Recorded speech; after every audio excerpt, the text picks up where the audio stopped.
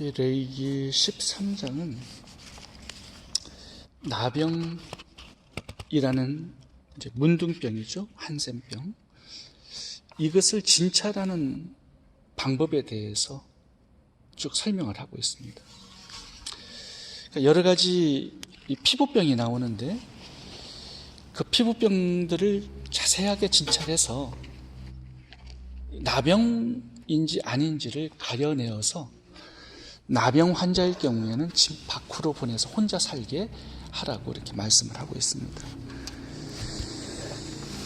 피부의 종기, 피부의 화상, 또 머리나 수염의 종기, 또 피부의 흰색점, 또 대머리에 또 붉은색 반점, 이런 부위들을 진찰해 보다, 이렇게 말씀을 하고 있습니다. 그래서 본문에는 진찰하라, 가두어 두라, 이 단어가 굉장히 많이 반복되어 나옵니다. 가두어 두라, 7일 동안 가두어 두라도 많이 반복되어 나오는 단어 중에 하나입니다. 31절, 33절, 그리고 4절, 5절, 7일 동안 가두어 두라. 전체적으로 피부병을 또 옴이나 종기를 잘 진찰해 가지고 이 환자를 그냥 집으로 돌려보내지 말라고 말씀하세요. 7일 동안 가두어 두어서 또 진찰을 해봅니다. 그러니까 이게 나병 환자로 나병으로 번지는지 아무는지 어떻게 되는지를 관찰을 하고 다시 또 가두어요. 그러니까 두 번 7일을 14일을 가둔 다음에 또 진찰해요. 그러니까 총 3번 진찰을 해서 최종 결과가 나병인지 아닌지를 가려내라 말씀을 하고 있습니다. 근데 왜 나병이 이렇게 집중적으로 관찰을 해야 되는 질병이냐 하면 이게 전염병이에요. 그러니까 나병 환자가 있으면 그 한 사람만 문제가 생기는 게 아니라 이게 전염이 되어서 공동체가 이 누룩처럼 이게 확산되는 겁니다. 나병이. 그리고 파괴를 해요. 공동체의 생명을 파괴합니다. 이 나병이 이 신약에서는 죄로 예수님께서 설명을 하세요. 죄. 이 죄가 우리 마음 가운데 침투를 하게 되면 이게 나병처럼 무감각하게 번져가 나갑니다. 병균이 오랫동안 잠식을 해서 피부로 나타날 때까지는 상당히 오랜 기간이 걸린다고 해요. 그러니까 죄가 한번 들어오면 서서히 그 증상이 나타나기까지는 상당히 내 내면을 정복해 나아가 버린 것이죠. 그래서 밖으로 드러날 때는 이미 늦어버렸어요. 그래서 잘 관찰하라는 것입니다. 그 한 사람의 죄지만 교회 전체의 죄가 되고 가정 전체로 전염이 되고 확산이 되는 거죠. 그래서 결국 나 한 사람의 생명만 죽이는 게 아니라 모든 공동체의 생명을 파괴하는 역할을 이 죄가 하기 때문에 죄를 잘 관찰하라는 거예요. 죄가 증가되는지 없어지는지 자세히 들여다보고 관찰하라는 것입니다. 가두어 두게 되면 어떻게 되죠? 계속 관찰을 하게 되는 거죠. 그래서 관심을 계속 두게 되는 거죠. 그래서 이 죄가 없어지는지 계속 번져나가는지를 보라는 것입니다. 그러니까 우리가 굉장히 관심을 둬야 될 게 복이 아니에요. 이 복은 우리가 거룩함을, 하나님과 관계를 잘하면 자동적으로 하나님께서 주시는 어떤 부산물이지 우리가 목적해야 될 것이 아니에요. 근데 우리가 정말로 관심을 가져야 될 것은, 관찰해야 될 것은 죄란 말이에요. 이 죄가 있는 한 하나님의 관계는 깨어져 버리고 우리에게 주어진 하나님의 생명도 전부 다 갉아먹게 되는 거죠.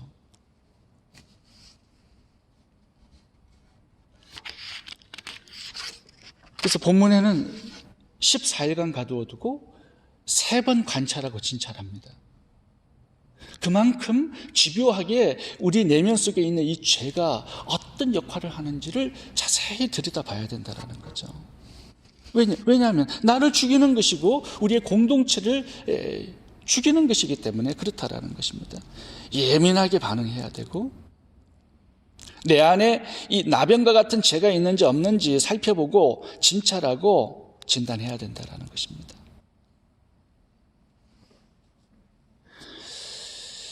이 원망불평의 죄도 마찬가지예요. 회개 한번 했다고 그대로 끝나는 게 아닙니다.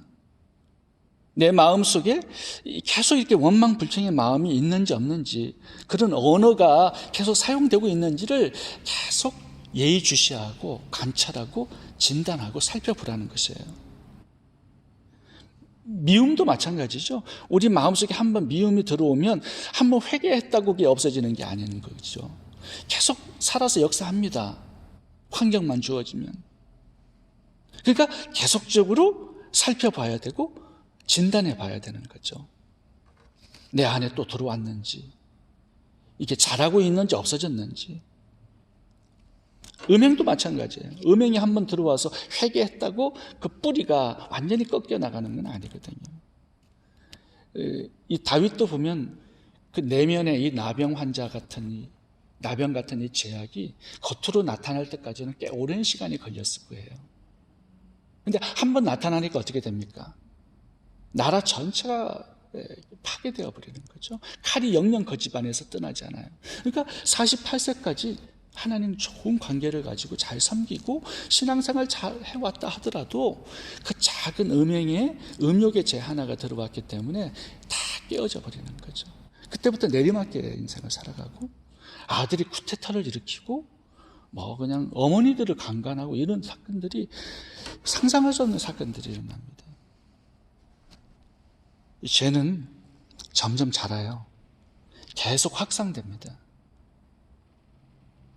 그러니까 내가 잘 관심을 두고 조사해보고 관찰해봐야 된다는 거죠. 내 생명을 파괴하고 갉아먹고 있지 않는지 자세하게 날마다 들여다보고 회개하고 점검하고 깨끗이 하고 예수님의 보혈에 씻기고. 죄는 나만 죽는 것이 아닙니다. 내 가정과 공동체 전체로 전염되고 확산되어서 전체를 죽이는 역할을 합니다. 그게 아담과 하와의 교훈 아니겠습니까? 내 마음을 계속적으로 진찰하고 점검해보라. 그것이 오늘 이 13장에 중요하게 다루고 있는 주제입니다. 또 하나 살펴볼 것은 이 문둥병이 침투하는 출입구가 있습니다. 18절 보겠습니다. 피부에 종기가 생겼다가 나은 자리. 그러니까 한번 상처가 생긴 자리를 이 죄가 집중적으로 공격하는 거예요. 바이러스가. 24절 보겠습니다. 피부가 불에 데인 곳. 29절에 보면 머리털과 수염이 자라나는 그 피부의 약한 곳, 그 틈 사이 있잖아요. 수염이 자라는 그 틈 사이. 그러니까 치약점이 있어요. 우리의 몸에 보면 병균 바이러스들이 침투할 수 있는 치약점이 있단 말이에요. 먹는 것을 통하여서 손발에 씻지 않는 더러운 것을 통하여서 우리가 만지게 되고, 우리의 눈, 우리의 코, 우리의 입, 귀, 우리 속으로 들어오는 영역들이 있잖아요. 그게 바이러스가 침투하는 것들이거든요.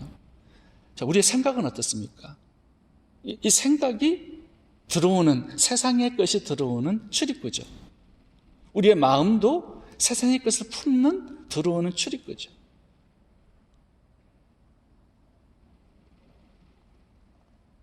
그러니까 이 죄라는 게 연약한 부위를 집중적으로 공략해서 들어오는 것입니다. 면역이 튼튼하면 출입구가 다 막히는 거죠.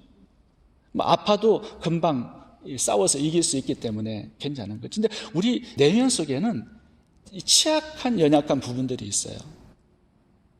그 사람을 보면 연약한 부분이 있단 말이죠. 상처난 부분이 있어요. 불에 데인 자국, 또 아팠다가 나은 자국, 이렇게 연약한 부분들을 조심해야 됩니다.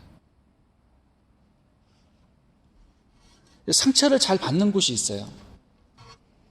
사울왕 같은 경우에 취약한 부분, 연약한 부분이 어디 있냐면 말이었어요.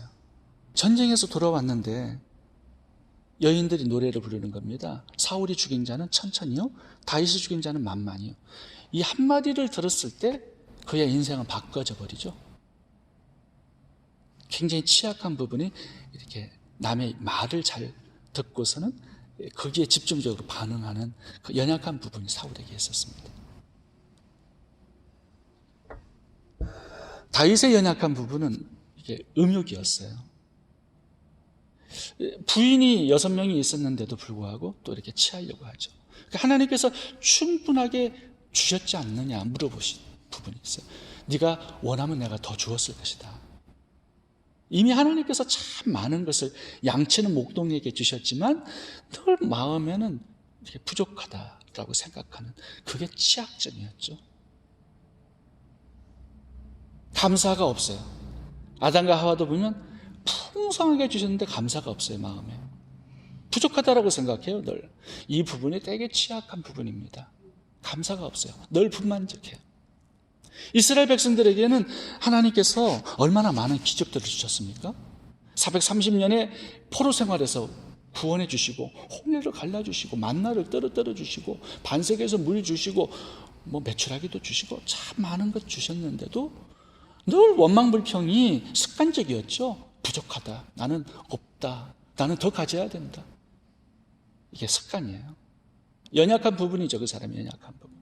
그 하나만 딱 마귀가 흔들면 넘어지게 돼 있어요. 상처가 난 부분이기 때문에, 불에 댄 자국이 있는 부분이기 때문에 마귀가 어떻게 침투하는지를 안단 말이죠. 욕심이 죄를 낳아요. 어떤 사람 보면 욕심이 너무 많아. 이것도 취약한 부분이에요. 가룟 유다 같은 경우에는 돈에 대한 욕심이 너무 많아요. 예수님께서 옆에 계셔서 충분한데 말이죠. 뭐 기적을 일으키시는 분이 옆에 계셔요. 뭐가 부족하겠습니까? 천지를 창조하신 하나님이 옆에 계세요. 뭐가 부족하겠습니까?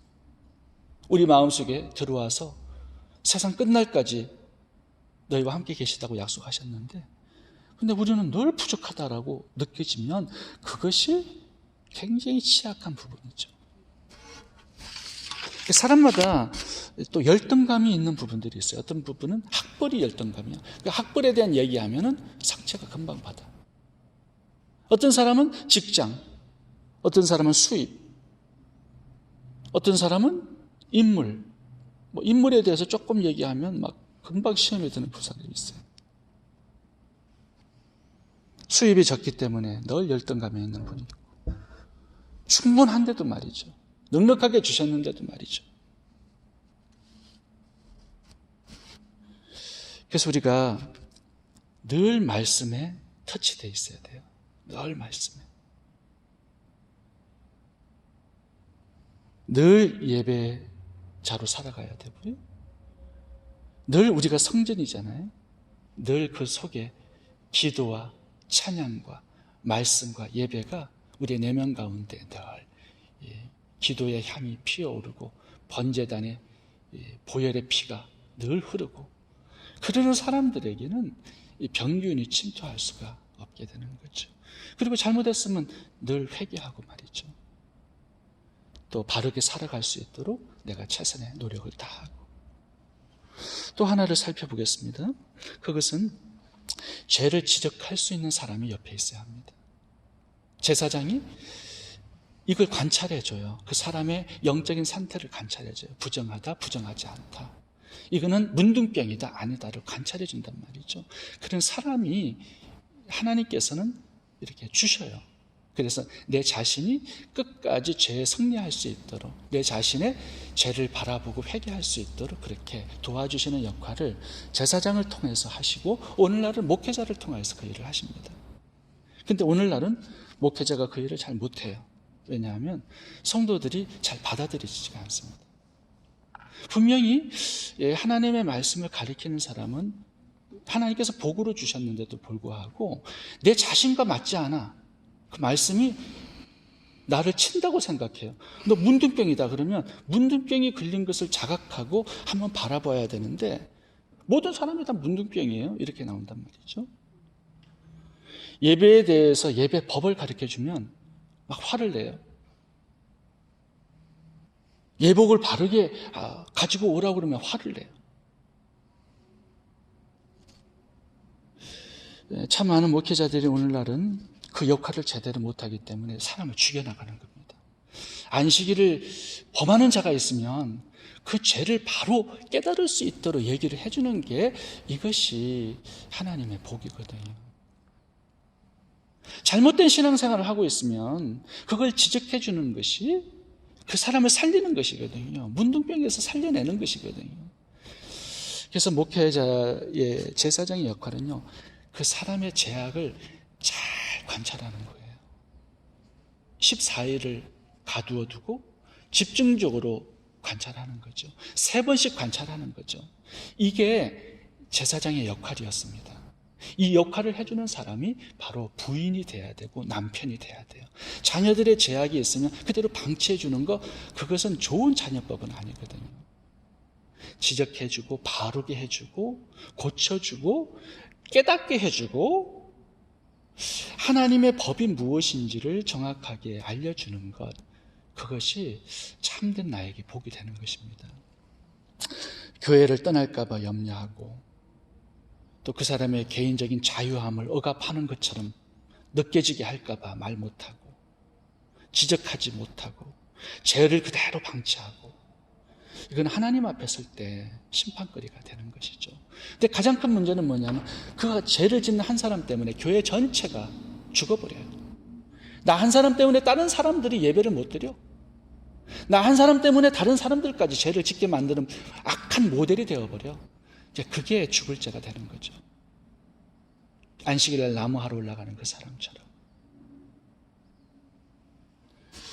제사에 보면은 부지중에 죄를 짓는, 그 부지중은 몰랐다라는 것이거든요. 깨닫게 해주는 게 바로 예배자의 삶을 살게 하는 것이거든요. 그래서 내가 그 역할을 하고요, 남편이 그 역할을 하고, 우리 교회 성도님 한 분 한 분들이 다 그 제사장의 역할을 감당할 때 우리 교회는 정말 생명력이 풍성한 그런 교회가 되고 하나님의 임재가 풍성하여서 하나님 강림하여 복을 주시는 그런 거룩한 공동체가 세워지게 되는 것이죠. 죄를 잘 관찰할 수 있기를 바랍니다. 그리고 죄가 들어올 수 있는 연약한 부분들을 강화할 수 있기를 바랍니다.